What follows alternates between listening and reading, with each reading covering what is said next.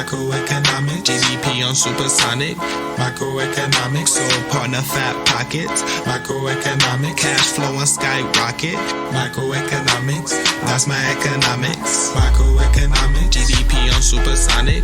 Microeconomics, soul partner fat pockets. Microeconomics, cash flow on skyrocket. Microeconomics, that's my economics.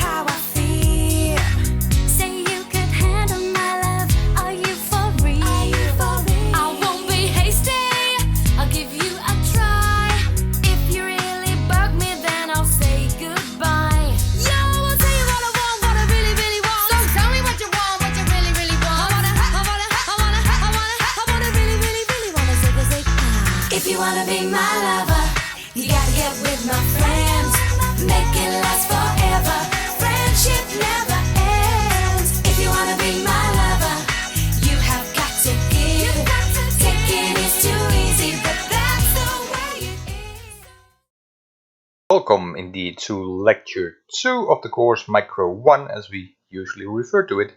And as you already saw in the introduction, this is the problem that we're going to look at today. So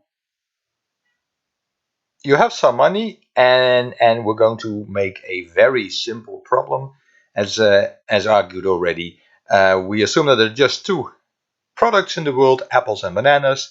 You have a bunch of money and you have to decide how many apples and bananas you want to buy.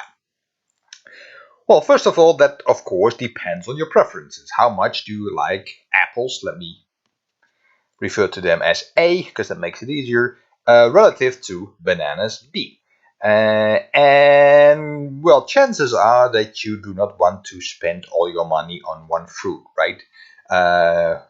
Most people like some variety, so they're going to divide their money between apples and bananas. And how much you're going to buy of each will also depend on your budget, how much money you can spend exactly on apples and bananas, and it will depend on prices. If apples are much cheaper, then chances are you're going to buy much more of them. Okay, and in the utility maximization problem, as we call it, that we're going to introduce this week, we are going to take all these things into account. So let's start with the first thing, that's preferences. So we're going to look at bundles of apples and bananas, right? So for example, I may have a bundle of 2 apples and 3 bananas, and I may want to compare that bundle to a bundle of 3 apples and 2 bananas, right? So I'm going to think of what would my preferences be among all those possible bundles of apples and bananas. And as a first step, we're going to impose some reasonable assumptions, some axioms on those preferences. So let's think of some reasonable assumptions that your preferences should satisfy. And the book mentions 4 crucial assumptions. So the first is completeness. What that says is that, well, you can actually compare bundles and which you like most, right? Or you can decide that you like them both equally well. That's fine. But you are able to compare the bundles. So in other words, let me put the bundles in apple banana space, apple on the horizontal, bananas on the vertical axis. And at this point here, I have 2 apples and almost 4 bananas, right? That's another crucial thing. We're not going to worry about fractions. So we're going to allow not only to have 2 or 3 or 4 apples, but you can have any fraction of apples that you like. You can have 2.14095 or 3.14159.265 apples. Doesn't matter. And that's just to make everything easier to analyze, right? It's going to be, the problem is going to be a lot smoother if we allow every possible fraction of bananas. We can draw curves and etc. You will see. Okay, so this is one possible bundle that contains 2 apples and 3.8 bananas. And here's another bundle that has 3 apples and 2 bananas and a bit, 2.5 bananas, something like that. So what my completeness axiom assumption says is that I am able to compare these two, right? I can tell which one I like best, and that's not immediately obvious, right? Because this bundle has more apples but fewer bananas, and this bundle has more bananas but fewer apples. Second assumption, that's something that we call non-satiation. And that simply means that if you get more, then you're better off. I always like to have more. Of course, that's a simplifying assumption, especially in the case of bananas. At some point, you may not want to eat more bananas, but for simplicity, that's what we're going to assume. People always want more of something. So what does that mean? Well, that already puts some structure on my apple banana space, if you like, because that implies that if I take this bundle and I compare it to that bundle, well, this bundle has more apples than bundle C, but it also has more bananas. So I should prefer this bundle over that bundle. That's simply what non-satiation implies. More makes me happier. So D is better than C.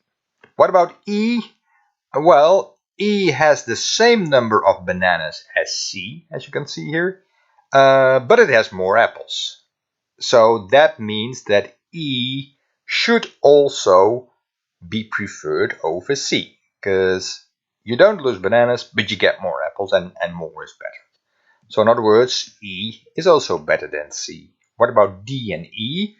Well, D has more bananas than E, but it has the same number of apples, right? So again, same logic as before. I get the same number of bananas. Sorry, I get the same number of apples, but I get more bananas. So that should make me better off. I should prefer D over E. So that's non-satiation.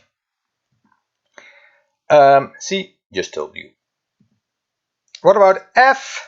Well, F again has more apples and more bananas than E, so F is preferred over E. But I cannot make a comparison between F and D, right? Because again, F has more apples but fewer bananas. So then it really depends on how I trade off, as we call it, apples versus bananas. And that's what's stated here. Okay, third crucial assumption. So I already had completeness and non-satiation. The third one is transitivity, and that's a bit more involved. Sounds complicated, but once you get the hang of it, it's pretty straightforward. So the assumption is as follows. So if you prefer bundle A over B, so if I like A better than I like B, and moreover, if I prefer bundle B over C, so I like B better than C, then I should also prefer A over C. That's called transitivity. My preferences are transitive over the bundles. If A is better than B and B is better than C, then A should be better than C, right? And again, there are instances in real life where this assumption may be violated, but generally speaking, it seems to make sense, right? I can also draw that in my apple banana space. So here I have bundle C. This is bundle D. So if I prefer D over C, that's not obvious. D has fewer bananas but more apples. But suppose I prefer D over C. And moreover, suppose that I prefer E over D. Then transitivity tells me that I should also prefer E over C. Right? So that's transitivity. So that also, so the fourth assumption, that's a bit more even more involved. Diminishing marginal utility. What marginal utility exactly means, that I only will come back later to that. But for now, it's enough to know that what this assumption implies, that is, the more you have of a particular good, the less you care about getting yet another unit. So if you have more, you become less extra happy by getting yet another unit. So what does that look like in my apple banana space? Well, suppose here I have a certain amount of bananas. I have 2 apples. And here I have the same number of bananas, but 4 apples. And here in bundle E, I have the same number of bananas again, but now 6 apples. So from C to D, I get 2 apples more. From D to E, I again get 2 apples more. But here I already had 4 apples. So in other words, what this diminishing marginal utility implies, that if I move from C to D, then my happiness increases by more than if I move from D to E. So in other words, you're more excited to move from C to D than you are to move from D to E. Simply because here you already had 4 apples and you get 2 extra, and here you only had 2 and you get 2 extra. So that's diminishing marginal utility. Okay, next step. The concept of utility, I've already mentioned it. That's crucial in consumer theory in microeconomics. So I had those bundles of apples and bananas, and when I want to make sure, I want to be able to sort of put a number on how happy that bundle makes me, if you see what I mean. Otherwise, you will in a sec. So technically, a utility function simply gives the relation between what consumers consume and the level of well-being, so how happy they are. So that means that you can make statements like, well, if I get 2 apples and 3 bananas, how happy am I going to be? Well, 8, right? My utility will be 8. And if it's the other way around, 3 apples and 2 bananas may give me utility of 6. So again, that's just a measure of how happy I am.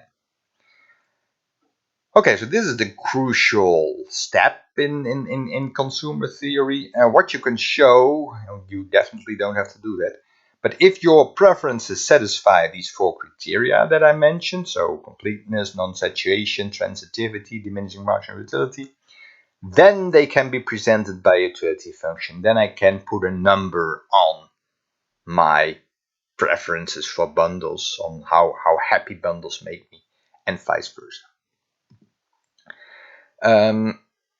And this is important to note. If I say that something gives me utility 6 and something else gives me utility 8, then that itself is not really that informative, right? It doesn't mean that I get 1/3 more utility from this one than from that one, since those relative numbers don't really mean anything. What does make sense is that 8 is bigger than 6. So I can compare them. 8 is more than 6, so 8 makes me happier. But I cannot really say that it makes me 33% happier. And that's why this is called an ordinal ranking. So only the order says something. It's not a cardinal ranking. The relative differences don't mean anything. You could also make a different ordering and as long as 8 is still bigger than 6, so in the new ordering this could be 12, this could be 11, but as long as it's still bigger, then it represents the same ordering. Celsius and Fahrenheit, that's a good comparison. If you have 100 degrees Fahrenheit or 110, then you definitely know that 110 is hotter than 100, but it doesn't make sense to say that it's 10% hotter, because in Celsius there will be a different number. So that's good to keep in mind as well. Okay, so just from a purely mathematical point of view, what does utility do? Well, it's a function. So it's a function of two variables in this case, apples and bananas.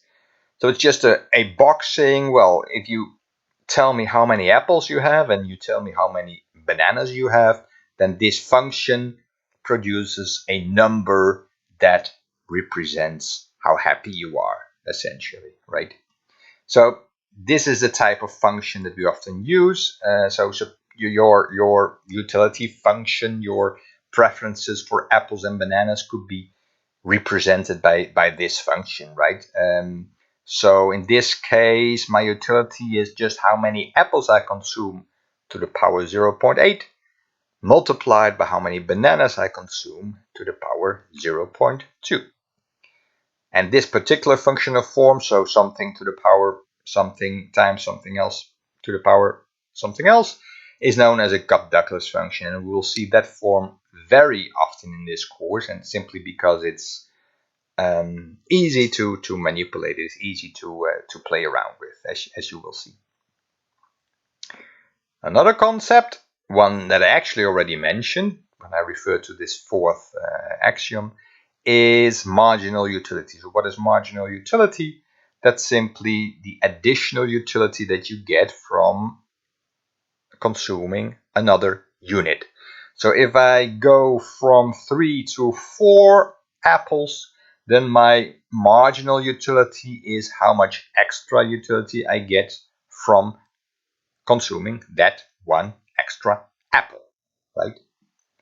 And so that's what I have here. So it's essentially how much your utility increases divided by how many extra apples you get.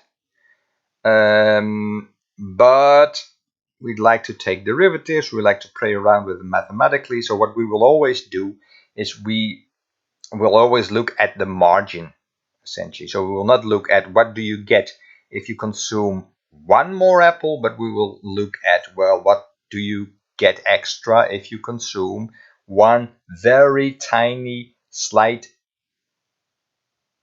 part of an apple, an infinitesimally small amount of extra apple, if you like. So if you just increase the amount of apple that you consume by an incredibly small amount, in mathematics we denote it by dA, then as a result, how much does your utility increase per unit of increase in apples? And if you take that small enough, then of course you get the derivative in mathematical terms, right? This was the original utility function that I introduced on the previous slide. If I take the derivative of this with respect to A, with respect to the number of apples, then I get my marginal utility of apples at the margin if I consume a very slight extra amount of apple. It's just a derivative. How much does the function increase at that point where you currently are?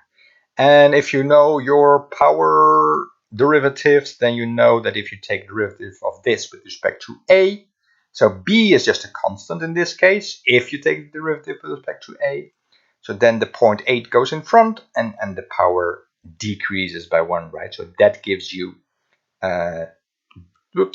this expression here. If you don't remember that yet, don't worry. Later in this lecture, I will give you an overview of the rules of differentiation that are good to remember, that you can use for playing around with these Cobb-Douglas functions. And you will also get some in your mathematics course, most probably. Which brings us to the first question, the first quiz question of this week. So try to answer this question if you don't review the video and try to make sure that you understand and that you are able to answer it. And in this case, that's easy. So please review these concepts. So try to explain for yourself again what these 4 concepts entail.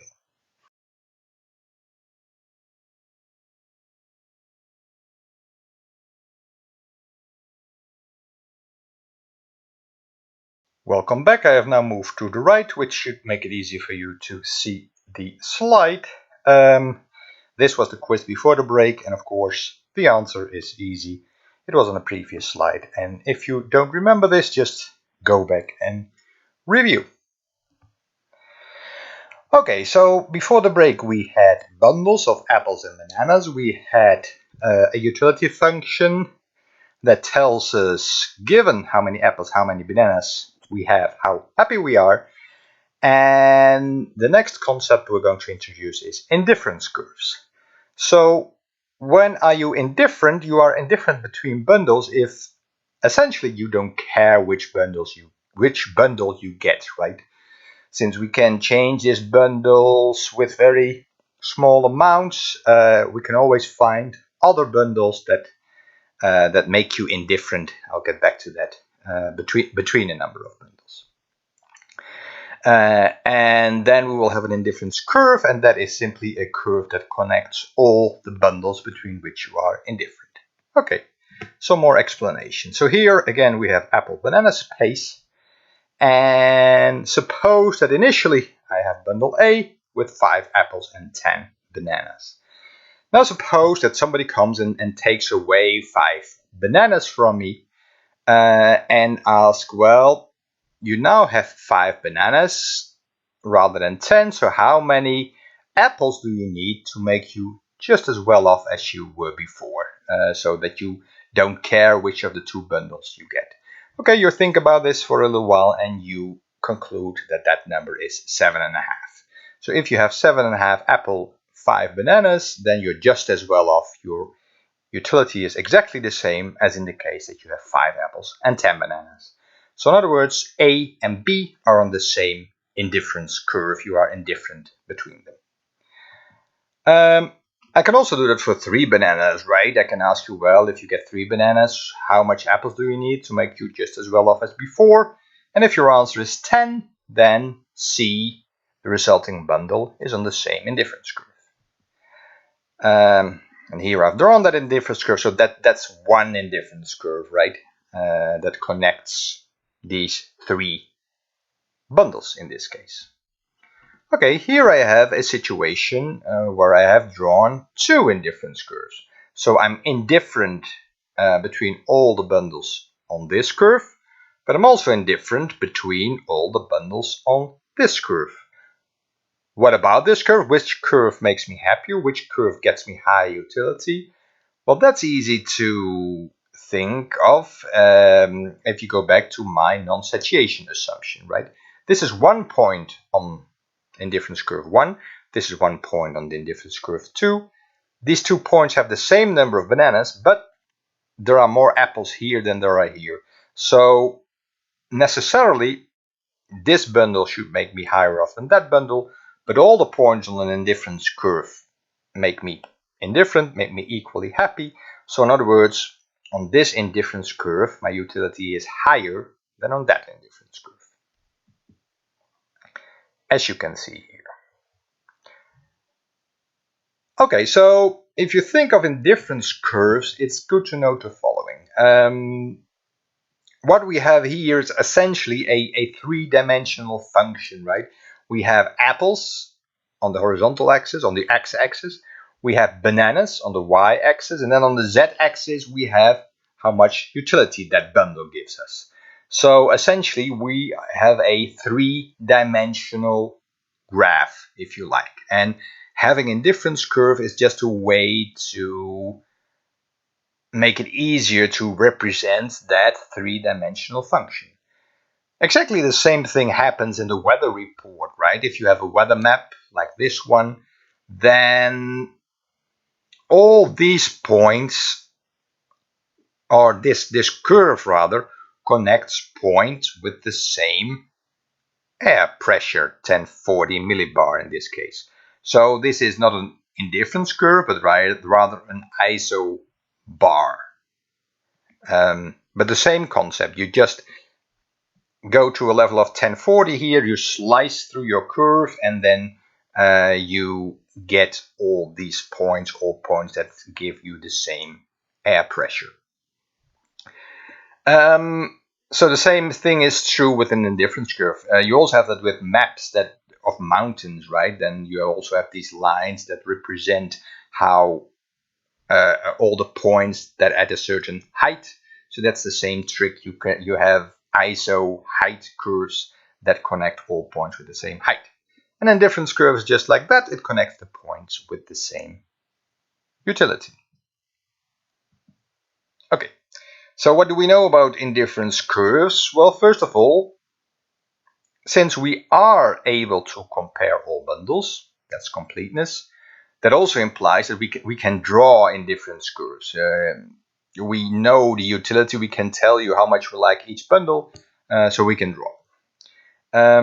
I also told you this, non-saturation implies that curves further from the origin represent higher utility. The more you go to the northeast, the happier you are, but you already know that studying in Groningen.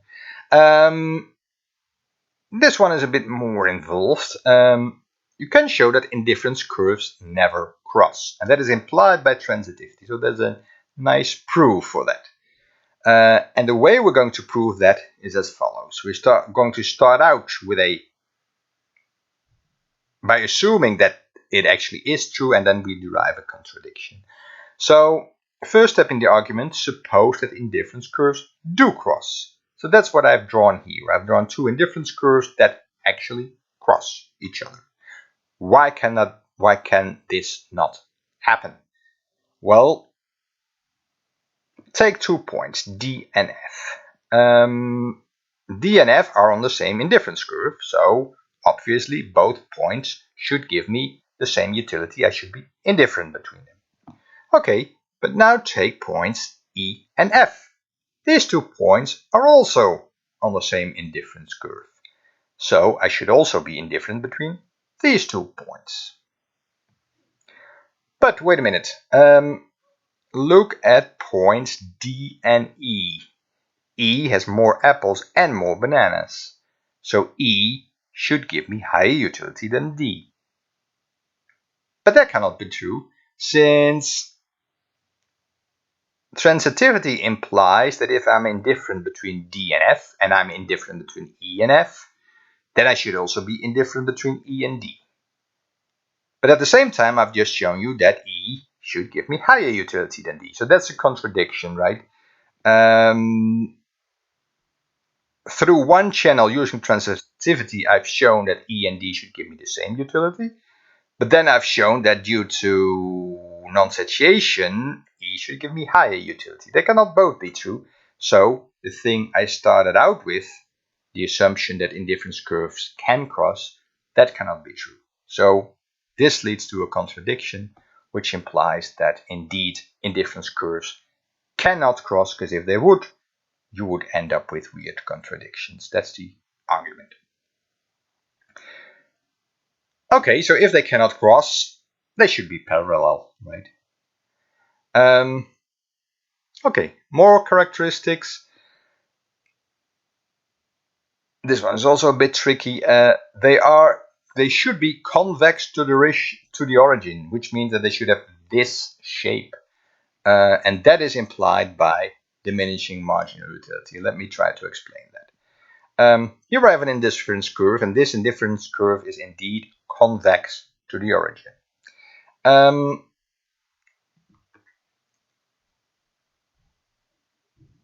If I'm here, now let me start it differently. Suppose that I'm in point A, then I don't have that many apples, So I'm actually willing to give up quite a few bananas in order to get an extra apple. In point B, however, I already have quite a few apples, so I'm not willing to give up that many bananas in order to gain more apples. So that's just my diminishing marginal utility, right? So what that implies is that I have few apples. I'm willing to give up many bananas. If I have many apples, I'm willing to give up only a few bananas to get extra apple. So in other words, up here, the curve should be steeper than down there. And that implies that it should have this general shape, right? It should be convex to the origin. Point C, even more so. And the explanation that I just gave is also on the slide here. As you get less bananas and more apples, you want more extra apples in order to be willing to give up a banana. Or vice versa. And therefore they are convex to the origin, these indifference curves. So they're always shaped like that. So we know quite a few things without making too many assumptions. We already know quite a few things about our indifference curves, right? They're parallel, they're convex to the origin. I already argued this essentially. Indifference curves describe trade-offs. They tell you how much of one good you are willing to give up for more unit of the other good, and the slope of the indifference curve captures this trade-off. We saw all of that on the previous slide. So it's good to have a sort of measure of that, and we call that the marginal rate of substitution. So that's the rate at which you're willing to give up one product in order to get more of the other product. So how along the indifference curve, how many delta B should I give up to get extra A? How many bananas do I have to give up to get extra apples, or vice versa? And the minus in front here is just to make sure that we end up with a positive number, because that's always easier to play around with. So this marginal rate of substitution describes the rate at which one is willing to trade A for B and be equally well off, since we are on the same indifference curve. Okay, so here's another example with socks and t-shirts. Here we have an indifference curve. Here the slope is -2. So I'm willing to give up 2 t-shirts for 1 pair of socks. So that's my margin rate of substitution at this point. Here it's -0.5, the slope. So my MRS is 0.5. I'm willing to give up half a t-shirt to get 1 more pair of socks. And if I move down this indifference curve, I have a diminishing marginal rate of substitution, as you can see here. Okay, so if we look at this point, here's an interesting derivation. So what's my marginal rate of substitution? That's the change in y divided by the change in x. That gets me on the same indifference curve, and that was equal to 2 at point A. So that means that what happens to your total utility? Well, if you give up a certain number of socks and you get a certain amount of extra t-shirts, what happens to your utility? Well, at the margin, every extra pair of socks, by definition, gives you the marginal utility of socks, right? And every extra t-shirt gives you, by definition, the marginal utility of t-shirts. So if I get delta Q socks extra socks, then this will be the effect on my utility. And for t-shirts, this will be the effect on my utility. But if I stick along this indifference curve, then the total change in my utility should be 0, right? I stay on my indifference curve, so my utility doesn't change. So the total change in my utility, I just figured out that the total change equals this expression here, but the total change should be 0 since I just stay on my indifference curve. Okay, but that's nice because that means that I can just rearrange this equation. I can write it like this. I throw the socks to the other side. So that gives me this equality. And if I then divide everything by Q socks and MU t-shirts, I can also rewrite this equation to look like this. And if you cannot follow this right away, just review it, look at it again, and if you still don't understand it, live with the implications. You may still be able to pass this course without understanding this, but it would be very useful if you do. Because on the left-hand side, I have something interesting. On the left-hand side, I had exactly my marginal rate of substitution, right? So what this implies is that I can just write my marginal rate of substitution as the marginal utility of socks, in this case, over the marginal utility of t-shirts. So that gives me the slope of my indifference curve. If I know my utility function, then this is a simple way to calculate the slope of my indifference curve.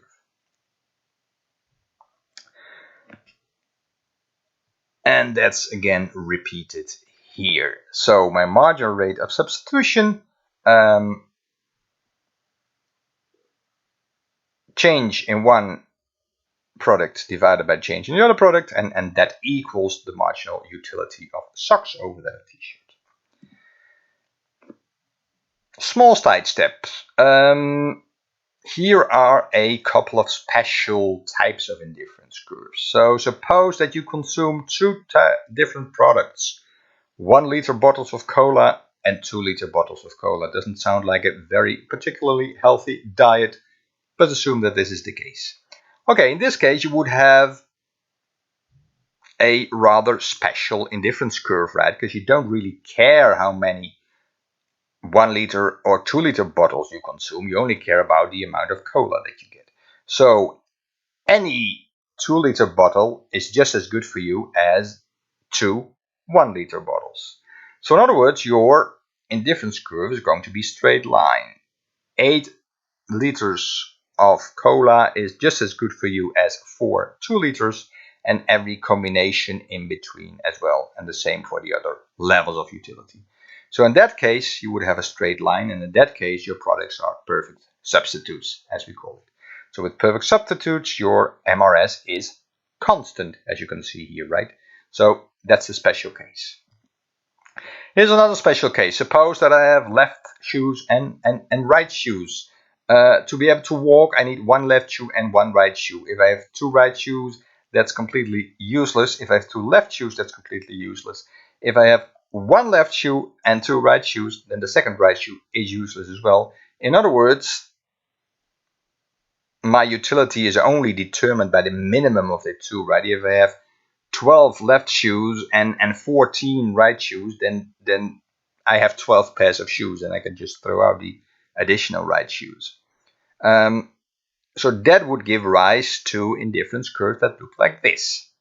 Weird L-shaped ones. Because again, 2 left shoes and 2 right shoes make you just as happy as 3 left shoes and 2 right shoes, since the third left shoe is useless. And if I keep increasing the number of left shoes, that's completely useless, since I still only have 2 pairs. However, if you give me 1 extra left shoe and 1 extra right shoe, I move from A to C, and that would make me happier. So you can only consume the products in combination, and that makes them perfect complements. They must be consumed in a fixed proportion. Which brings us to the quiz of section 4.2.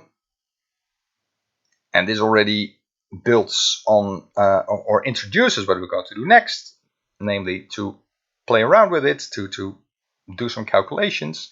But for now, assume that you have 4 apples and 5 bananas. Your utility function is simply A times B, the number of apples multiplied by the number of bananas. Then what is your marginal rate of substitution?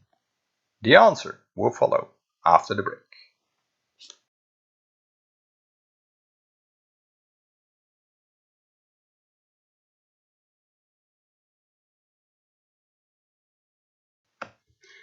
Welcome back. So this was the quiz question before the break. And here is the answer. So, as you know, to get the marginal rate of substitution, we have to take MUA over MUB. MUA in this case is the derivative of my utility function with respect to A. So B is the constant here. So if I take the derivative with respect to A, I get B. And my marginal utility with respect to B equals A. So if I calculate my MRS, I get B over A. But my consumption of apples is 4, my consumption of bananas is 5, so that gives me 5 over 4 as my MRS in this case. Which brings us to section 4.3.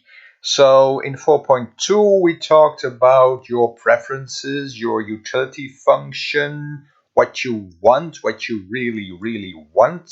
But now we are going to look at what you can actually afford. And that's actually straightforward, right? So suppose that you have an income on the left-hand side here. Suppose that you consume two products, X and Y. The price of product X is given by PX, and the price of product Y is given by PY. So your total outlays, this will be the amount of money that you spend on product X, it's just the price times the quantity. This will be the amount that you spend on product Y, just price times quantity. So this is the total amount that you spend. And of course, this is a world in which there's only one period. You cannot save money. You have to spend your money or lose it. And then, of course, you will make sure that you spend your entire income. Because if you don't, you have money left and you can use that money to buy more. And since more is better, that would increase your utility. So that's why we look at this income. You can rewrite it a little bit. You can write it so that it becomes easier to show in XY space. And for example, if you buy socks and t-shirts, if your income is 50, price of socks is 5, price of t-shirts is 10, then plugging all those things in here gives this budget line, budget equation. And that looks like this in this case. So you can just afford everything that is on this green line. If you spend all your money, your 50 euros on socks, you can buy 10 pairs of socks. If you spend all on t-shirts, you can buy 5 t-shirts, but you can also buy any combination of the two. So that is that budget line. What about consumption? Well, you can afford everything within this area, right? If you are here, for example, you consume 2 pairs of socks, 3 t-shirts, and that is within your budget line, so you can afford that. However, any bundle that is above your budget line, you can not afford. You simply don't have enough money to buy 8 pairs of socks and 4 t-shirts. So this triangle here gives you all your feasible consumption bundles. What's the slope of this line here? That's minus px over pi, and that's minus 1.5 in this case. And again, the best way to understand these kinds of things is just to write it down for yourself, draw the curve, play around with it, and then you will see. Okay, so what happens if I play around with prices or incomes? What happens to my budget constraint? Okay, first panel. Suppose that the price of socks increases. What happens? Well, if I still spend all my money on t-shirts, nothing will change, right? The price of t-shirts hasn't changed, my income hasn't changed. So if I spend all my money in t-shirts, I can still buy 5 t-shirts. However, if I spend all my money on socks, then I can now buy fewer socks than I did before. So this point is not going to change, but this intercept is going to change. Again, my budget line will be a straight line. So in other words, the line rotates inwards. What if I change? So I lose these feasible bundles, right? I cannot afford them anymore after the price increase. Okay, so what happens if we increase the price for t-shirts? Something very similar. If I spend all my money on socks, then I can still buy 10 pairs of socks. But if I spend all my money on t-shirts, I now can only buy 2.5 t-shirts rather than 5, so the price has doubled. So this gives me my new budget line, and this gives me my new feasible bundles. And this is my loss of bundles. Okay, last change. Again, this is the old budget constraint. What if my income is lower than before? The income is halved from 50 to 25. In that case, if I spend all my money on socks, I can only buy 5 pairs of socks now rather than 10 that I had before. If I spend all my money on t-shirts, I can only buy 2.5 rather than the 5 I bought before. So my whole budget line is going to shift inwards in this case. And these are the feasible bundles that I lose because of that. So that's very important to be able to play around with these budget constraints and see what happens if prices or income change and interpret that change. Okay, so here's another example. Suppose that we have James. He has $40 or euros per week, and he has a consumption of movie tickets and burritos. Movie tickets cost 10, burritos cost 5. Question, what is an equation for the budget constraint? What does it look like? And what happens if the price of burrito changes to 8? Okay, let's see. So, income was 40, price of burritos was 5.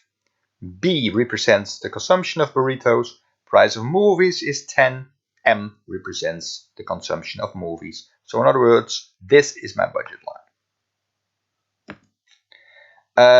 I have movie tickets on the vertical axis, burritos on the horizontal axis, so I should write this as M as a function of B, right? So if I do that, I end up here, so this is going to be my budget line, and that's drawn here. And again, the easiest way to do that is just to think, well, if I spend all my money on movie tickets, my income is 40, tickets cost 10, so I can buy 4 movie tickets. If I spend all my money on burritos, which cost 5, then I can buy 8 burritos, and I can also buy any linear combination of those two. Okay, so what happens after the price of burrito changes to 8? The price of movie tickets has not changed, so this point is not going to change. However, if I spend all my money on burritos, and now I can only buy 5, which implies that this is my new budget line. Okay, so that was a very simple, straightforward budget line. We can also make things more complicated, as we always can. Suppose that there are quantity discounts. Suppose that you have to pay a lower price if you buy a certain number of goods. For example, buy 2, get 1 free. Or there are some limits of how much you can purchase. For example, in the 1970s, there was a maximum on the amount of gasoline you could consume. Okay, how to draw those budget lines, and it will also be in the practical this week, if I'm not mistaken. The easiest way to do that is first to draw the budget line without any constraints. So what we have here is a situation in which you buy pizzas and phone minutes. If you spend all your money on pizzas, you get 10. If you spend all your money on phone minutes, you can buy 1,000. But now suppose that you get a discount if you consume more than 600 phone minutes, then the price halves. So that means that my budget line is not going to change for phone minutes below 600, but above 600, my budget line is going to be steeper, right? So this represents the new price. If I spend all my money on phone minutes, then for the first 600, I still pay 10 cents. For the rest, I pay only 5 cents, which apparently implies that you can buy 1,400 phone minutes if you spend all your money on that, but just figure that out for yourself. So what does my budget line look like in this case? Well, that's this kinked thing here, right? Below 600, this is my budget line. Above 600 is going to be like this. So this is my feasible, these are my feasible consumption bundles. Okay, what's next? section 4.4. So in 4.2 we had your preferences. In 4.3 we had your income. If you have a certain amount of money, you always want to make the best out of it. At least that's what we assume. We assume that consumers are completely rational, and they do that. So what we're going to do, we want to be on a utility level that is as high as possible, right? We want to get to an indifference curve that's as high as possible, because higher indifference curve means more utility and happier consumers. However, we have to take into account how much income we have and what the market prices are. Okay, so the easiest way to do that is, again, make a graph in my A-B space, or XI in this case. So here two goods, good X and good Y. And suppose that this is my budget constraint. So this gives me all the combinations that I can buy when spending all my money. Okay, so there is a bunch of indifference curves here, and I know that there are many of them, and I know that they are parallel to each other, so this is just one of them. So I could consume here, right? Then I would reach utility level U1. Question, is that a good idea? Well, first of all, important to note, this utility level, it is feasible, right? There are consumption bundles that I can afford that are within my budget constraint, and that are also on this indifference curve. So this is feasible. But I can do better, right? I could consume this, but I could also move a bit over here. If I move over here, then I can still afford that bundle, but my utility level is necessarily higher, because here I have more of good X and more of good Y than I have down here. So in other words, this gives me higher utility than this point here, so this cannot be my optimal consumption. Okay, what about this level of utility? Can I reach that? Obviously not, since I am the entire indifference curve is in my infeasible set, right? There's no single point on this indifference curve that I can afford. So in other words, I want to be on an indifference curve that's as high as possible, but I have to make sure that at least one point of that curve is within my feasible set. But my optimal consumption bundle cannot be a point where my indifference curve crosses my budget line, because in that case, no matter how and where you cross, just figure that out for yourself, I can always do better by picking a different line, a different point on my budget line. Okay, so this one is exactly right? Because here there is still one point on my indifference curve that I can reach. If I consume here, then I can still afford that, but I cannot go on any other point on my indifference on my budget line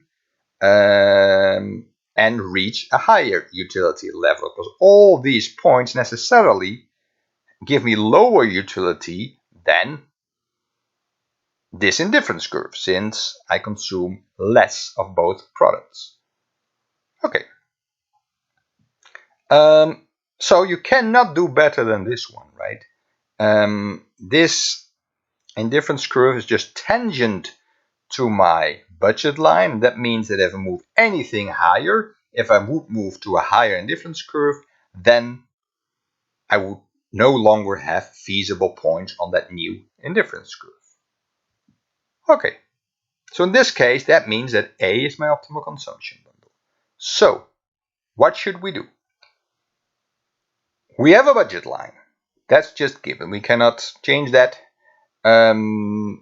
So that's the constraint that we have to deal with. Given that constraint, we have to try to reach an indifference curve that's as high as possible, but that still has feasible points, or at least one feasible point.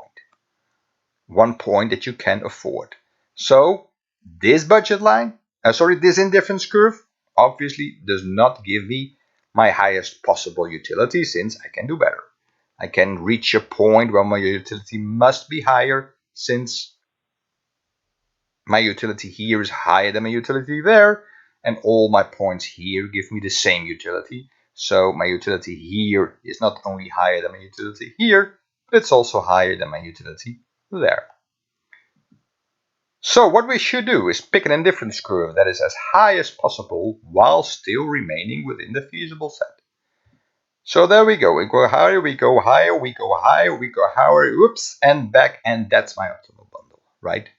We go as high as possible while still touching the budget line. Gee, that was fun. Let's do that again. So there we go. We go to an indifference curve that's as high as possible while still touching the budget line. So there we go, and higher and higher and higher and higher, and whoops, back a little bit, and that's my optimal point. So what that implies is that in this case, at least, if everything is nicely shaped and smooth, that the indifference curve has to be tangent to the budget line, right? Necessarily, they cannot cross at my optimal consumption bundle, as I have argued now. Necessarily, my indifference curve should be tangent to my budget line. Because if they cross, there's room for improvement. And if they have no points in common, then that level of utility is infeasible. Okay, let's do the math. Because the interesting thing is, so the slopes of these things have to be equal, right? That's simply what tangent means.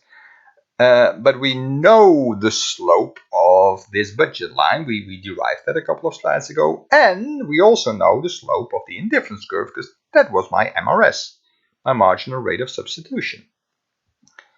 So in other words, slope of the indifference curve has to equal the slope of the budget constraint. The slope of the indifference curve was minus MRS, or in other words, marginal utility of x divided by the marginal utility of y, and that should equal the slope of the budget constraint, and that's just px over py, as we also saw before. Get rid of the minuses, and that gives me this condition. The absolute value of the slope of my indifference curve should equal the absolute value of the slope of my budget line. Mux over Muy should equal Px over Py. And if you do it the other way around, that's fine as well. So you can also put y on top here, just as long as you do it consistently. So you can also say Muy over Mux equals Py over Px. But let's stick with this one for now. That's important. And in fact, this is probably one of the most important things to remember in this course, so keep this in mind. And there will be many exercises in the tutorials and the practicals concerning this as well. Okay, so here's an interesting interpretation of that equality. Again, look at this equality, right? I can rewrite it a little bit. If I throw some things to the other side and throw other things to the other side, I can also write it like this. And that's interesting, because what do I have here? Here I have my marginal utility of product X. So what do I get extra in happiness if I consume just one more unit of X, or infinitesimally small unit of X? And what I have down here is the price of X. So if I buy one more unit of X, then this is what I get an extra utility. But if I divide that by the price, then what do I get? Essentially, I get the extra utility of my last euro spent on that item, right? If my marginal utility of X is 10 and it cost me 5 euros to buy one extra X, then I get a return, if you like, of 2 units of utility for each additional euro. What do I have on the right hand side? I simply have the same thing, but for product Y. So this expression here is simply the extra utility that I get from spending 1 more euro on product Y. Take how much extra utility you get from buying 1 more unit of Y, divide that by the price of Y, and you get the extra utility of 1 more euro spent on Y. So this magic condition that I derived from the previous slide, you can rewrite it, and then this simply says, well, the extra utility you could get from spending 1 more euro should be the same for all products. And if you have more than 2 products, then you can show that this condition also holds there. So the last dollar spent should give the same marginal utility across all products. And that makes sense, right? Because suppose that this one would be higher than that. So my last euro spent on X gives me more utility than my last euro spent on Y. Well, in that case, I would not be spending my money wisely, because I could buy a bit less of Y and lose some utility, spend that money on X instead, and gain more utility there, since this was bigger for X than it was for Y. So that doesn't make sense, right? If you get more bang for your buck for one product than for another, then you should just spend more money on this first product. And that's exactly what this condition says, so that's a good way to understand it. And it's also a good way to interpret this and to remember it, by the way. Okay, let me just skip this. We're not going to go into that. Good. An example. So here's an example of how we're going to play around with this kind of utility maximization problems in the tutorial, in the practical, in the exam, what have you. So suppose that I consume apples and bananas. This is my utility function, a Cobb-Douglas function, a to the power 1/2 times b to the power 1/2. And indeed, I already mentioned that, is known as a Cobb-Douglas function, and you will see it very often. Some more parameters for this problem. Suppose that the price of apples is 2, the price of bananas is 3, and your income is 60. Question: what is your optimal consumption bundle? What should I do, in other words? Okay, I can do that. So here again the parameters of the problem, and let me go through the analysis. So let me first draw my budget line. There we go. Price of apples is 2, price of bananas is 3, my income is 60, so that gives me this rather slow budget line. There we are. If I spend all my money on apples, I can buy 30, 60 divided by 2. If I spend all on bananas, I can buy 20. Good. Next step. Let me throw in some indifference curves. There they are. Which should I have? Well, obviously, this is my optimal consumption bundle, right? The one over here, where the two just touch each other, where the two are just tangent. Okay, so at the optimal bundle, the slopes of the indifference curve and the budget line have to be equal. That condition has to hold, the one you just saw. What is MUA?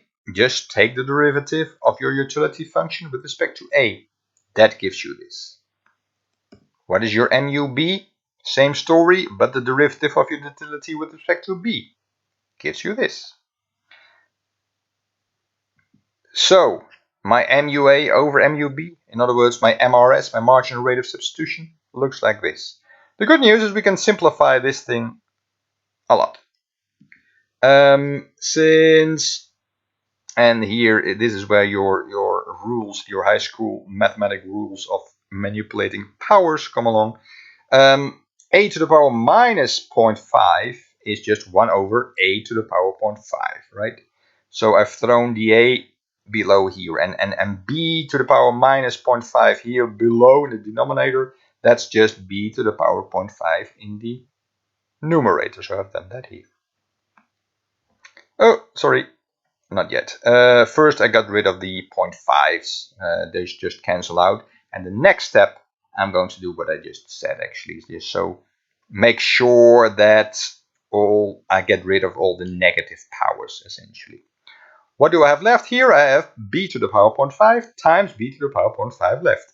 Okay, I know that multiplying these two things gives me exactly b to the power 1, right?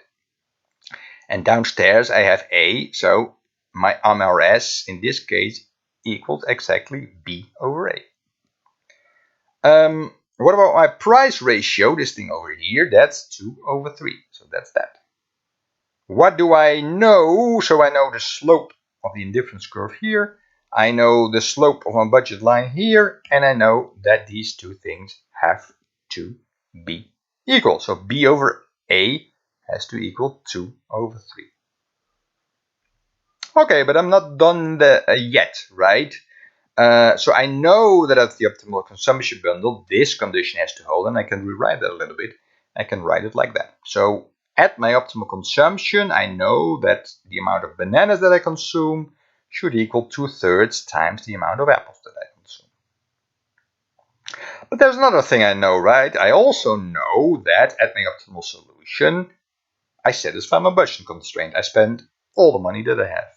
Okay, let's use that second piece of information. This is my budget equation in this case, right? This is the amount of money that I spend on apples, because the price of apples is 2. This is the amount of money that I spend on bananas, since the price of bananas is 3. And my income is 60.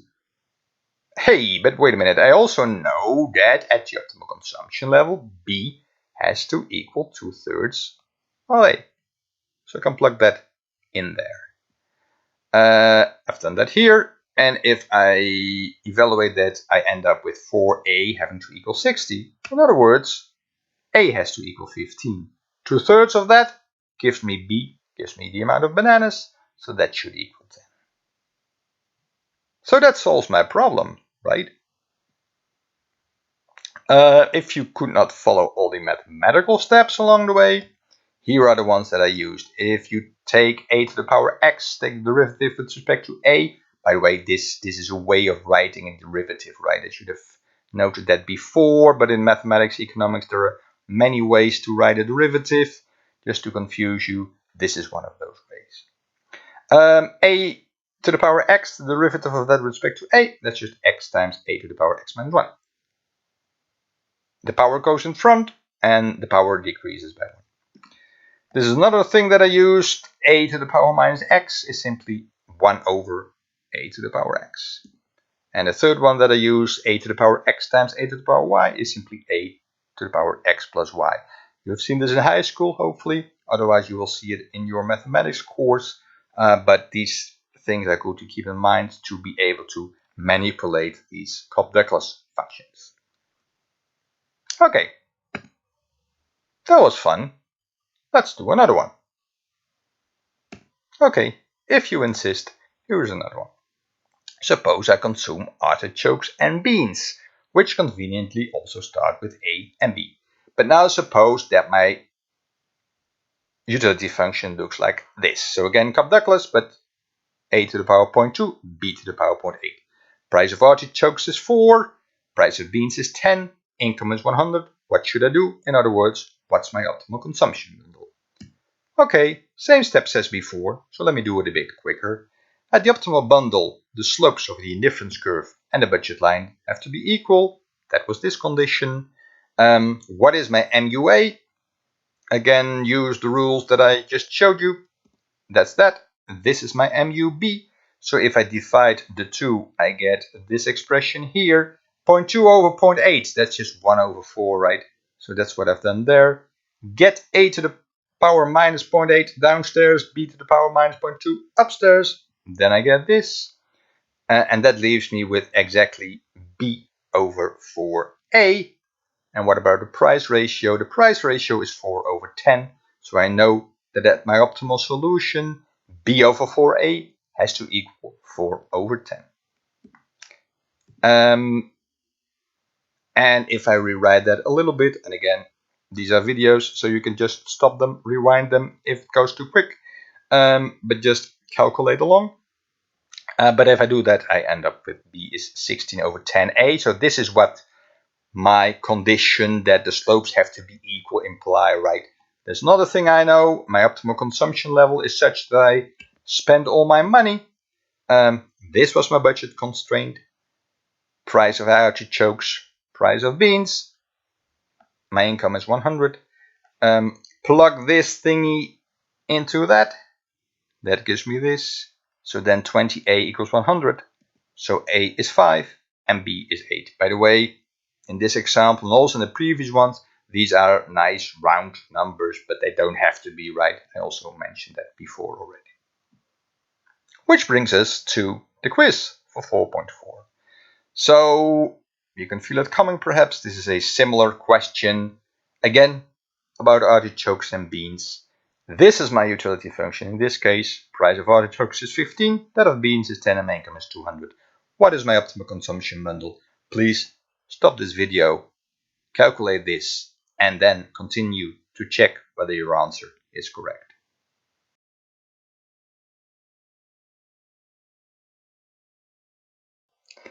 This was my quiz question before the break. This was my utility function, and I had prices that were equal to 10 and 15. And of course, the way to solve this is exactly as the two examples I just gave. Calculate the MUA, the MUB, the ratio of the two. That gives you your MRS, and set that equal to the price ratio. That allows you to give an expression of how B depends on A in your optimal solution. This is the budget constraint. This thing implies that it's going to look like that. And if you solve that, then again you get a nice round number. You get A equal to 4 and B equal to 7. That also brings us to the end of today's lecture. So we looked at the consumer problem, as we call it. A consumer that has certain preferences, faces certain prices and an income, and we determined how that consumer determines its optimal consumption bundle. And in chapter 5, we are going to see how that optimal consumption bundle depends on prices and income. And that is a first step to get back to our demand function that we started out with in the very first lecture. So, see you again, virtually at least. Next week, it's time for our last roundup.